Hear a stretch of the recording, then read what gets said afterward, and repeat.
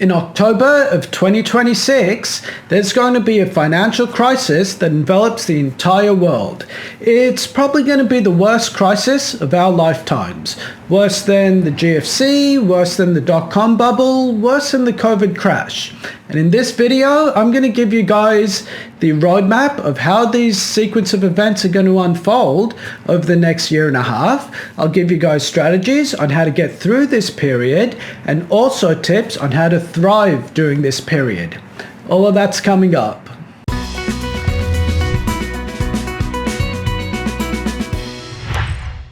Hey guys, welcome back to Chariot Palmistry. My name is Sulabh Jain, and in this video we are going to be talking about preparing for what I believe is going to be a devastating economic crisis that's going to engulf the world at the end of 2026.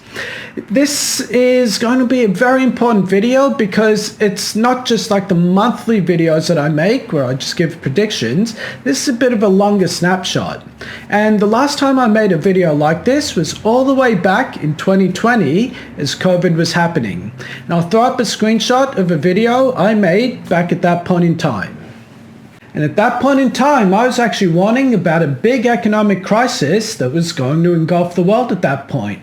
This was actually the first video I made about the world and predictions on what would unfold for the world at that point in time.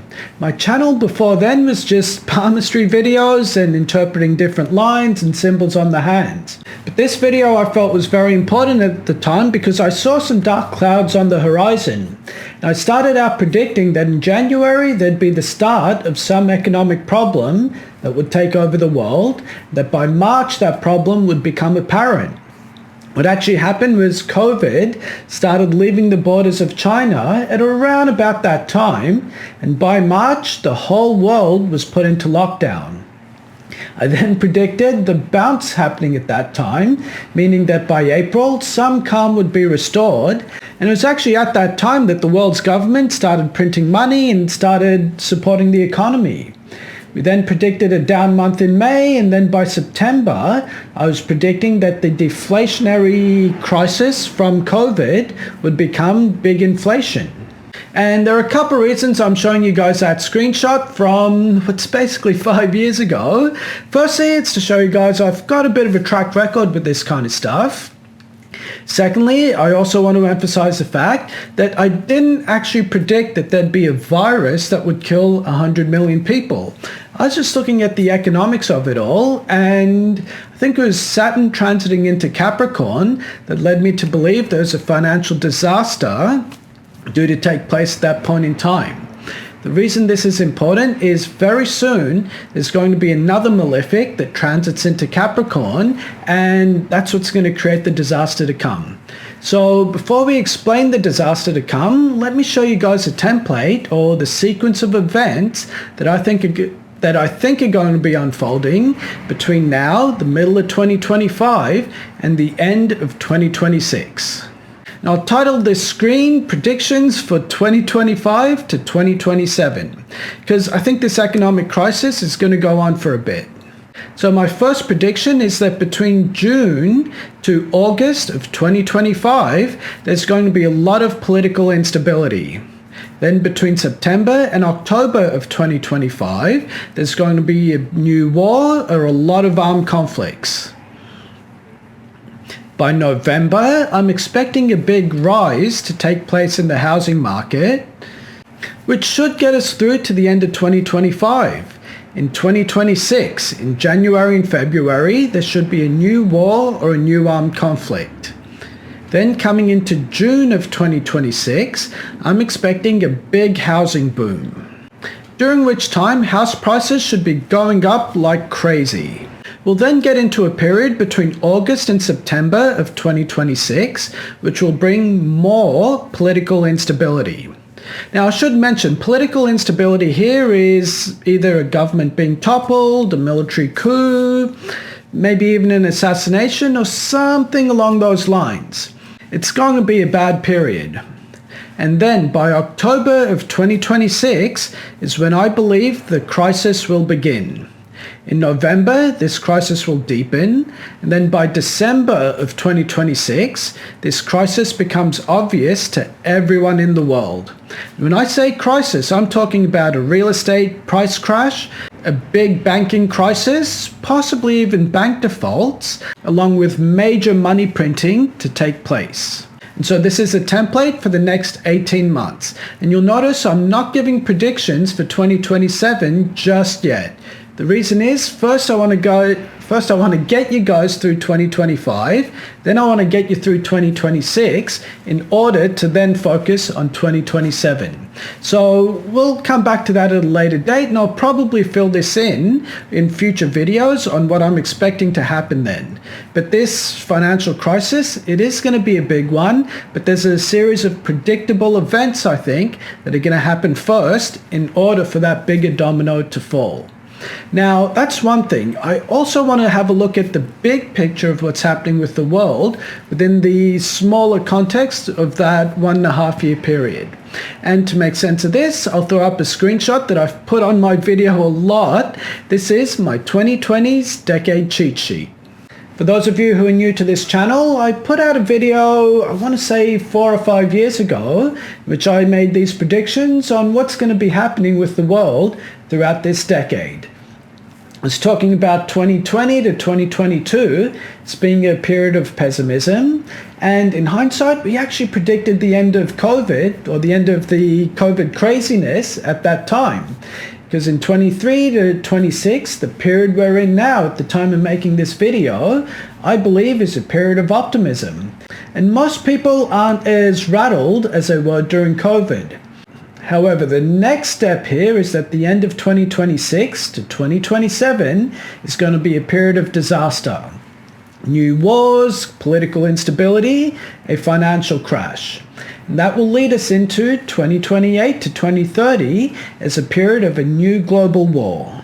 In other words, we've gone through a horrible start to this decade, we've had a few good years, and now we're going into a horrible end of this decade. And if I just stop the video there, it would be a very pessimistic way of looking at the world. But I don't just want you guys to survive during this time, I want you guys to thrive. So I'll show you guys a list of strategies on what to do, at least financially, to get you through this period. You see, back on this screenshot, you'll notice a lot of my predictions are ending in the year 2026. For example, I predicted that there'd be a housing bubble between 2021 to 2026. By the way, when I made that prediction, it was in the middle of the lockdowns when everyone thought the real estate sector was going to crash. Everyone was working from home at that point. We thought commercial real estate is dead, that everyone's just going to start to downsize or move out of big cities and live in small country towns and then just work remotely. But I said the opposite. I was saying, no, actually, there's going to be a real estate housing bubble. I do believe that bubble is going to burst in around about October of 2026. Now, keep in mind, the GFC, when the last big real estate crash happened, that didn't happen overnight. The smart money started getting out in the early part of 2006. By 2007, it became obvious that there were problems in the world economy, and it really started tanking and crashing in 2008. I think a similar thing is going to be happening now. By October, the smart money is going to start withdrawing, and then probably by December through to March, that's where most people start to pull their money out.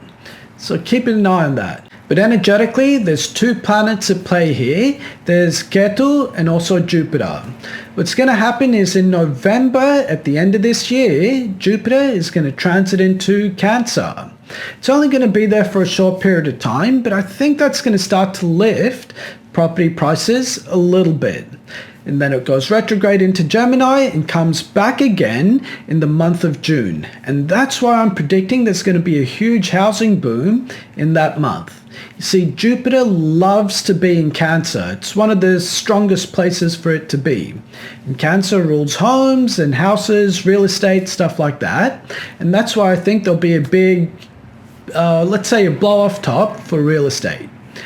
But later that year in October, Ketu is going to transit into Cancer. And Ketu likes to cut things off at the head. So I'm predicting a big crash in real estate prices then. So we've got one planet pushing it up with a lot of intensity. We've got another planet pushing it down with very strong intensity. And how this is going to resolve is anyone's guess, but my thinking is there's going to be a big crash in real estate, following which governments are going to panic and print a lot of money to make it look like real estate isn't crashing. They'll come out with a lot of government incentives encouraging people to buy. The last time the GFC happened, they brought interest rates down to 0% and left them there for a very long time.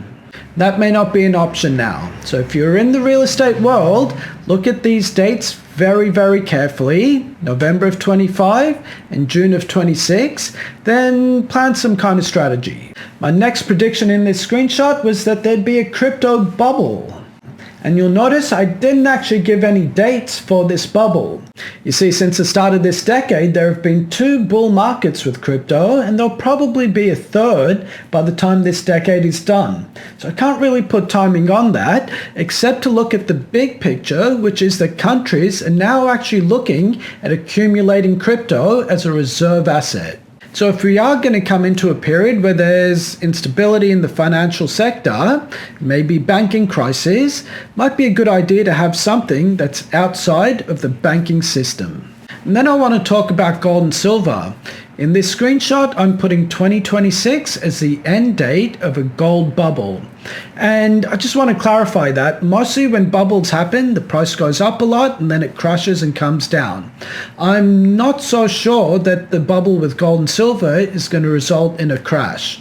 Could just be that they revalue gold, which is something Trump is actively talking about doing. They'll push the price of gold up a lot and then it'll just stay there if America goes down that path of revaluing gold.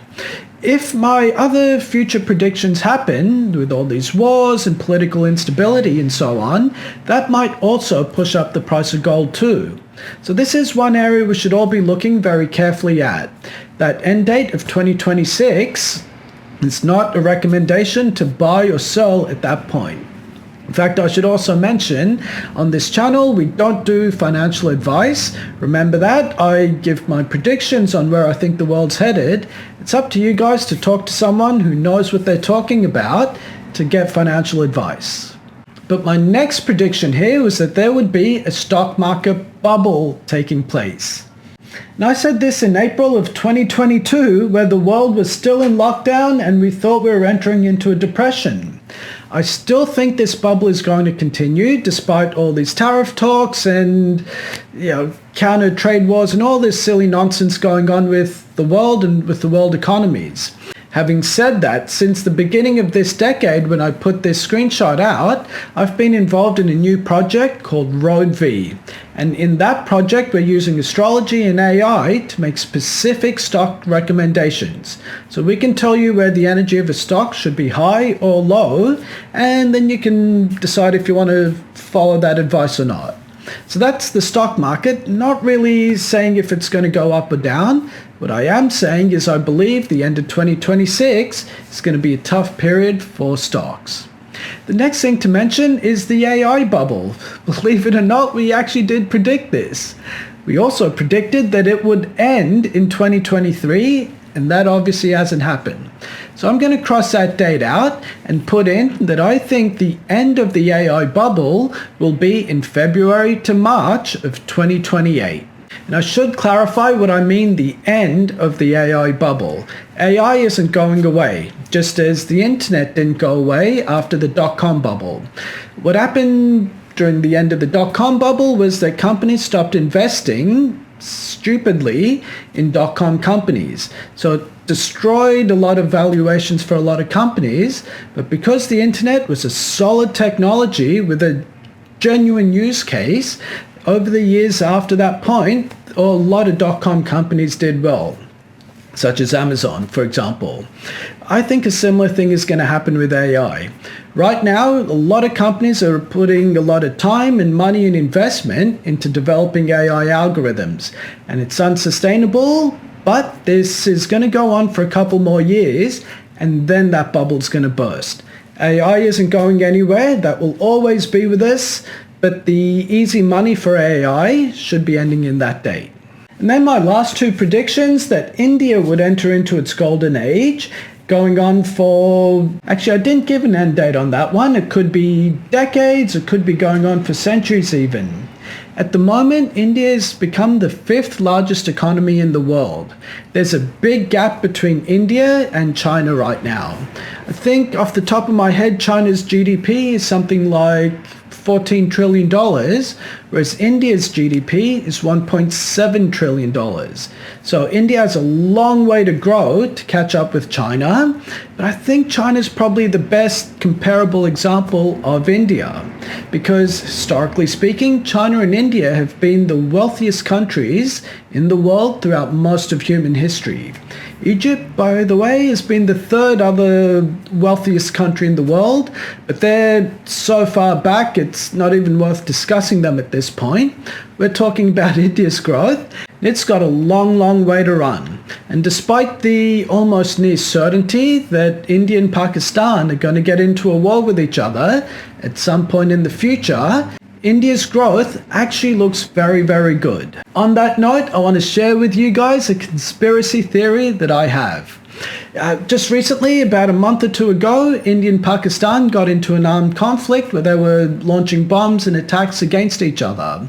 Here's my thinking. About 6 months ago, the country of Pakistan was practically bankrupt. They desperately needed an IMF loan or a bailout from the IMF. One thing you'll notice with countries, whenever they're at a point of near bankruptcy, in order to unite their people, they pick a fight with one of their neighbors. That's what I think actually happened with Pakistan. The reason they launched this terrorist attack at this particular point in time against Indians is because they needed to unite their people so that they wouldn't be so upset with their government because of a lack of food, high electricity prices, and all this other stuff.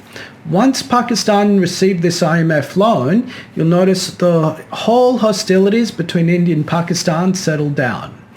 They received a couple $2 billion, and I believe those couple of $2 billion are going to mysteriously end up in the pockets of a lot of politicians and army generals.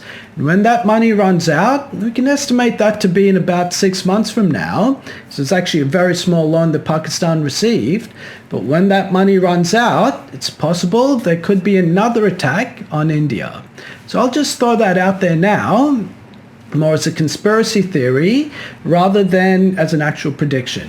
But that's India. It's a country that is going to continue to grow and is more likely to continue growing than even the US or China. Then my last prediction on this was commodities, which have generally done very well, or most of them except for oil. Oil and a handful of others. Now, the problem with oil is people are less dependent on it now than they were 5 years ago. Electric vehicles are everywhere, and electric vehicles need a lot of resources to develop, but they don't guzzle up oil like they used to.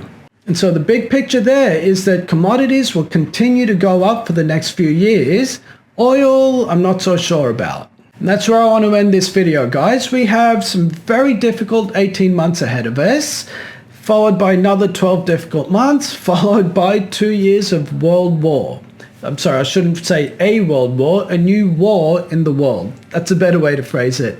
Life's going to get tough, but this is the time now that we prepare for that. And if you look at some of these strategies that I talked about in this video, you can actually start to thrive during this period. Be prepared, and if you do have any questions, put them in the comment section below. Thanks a lot.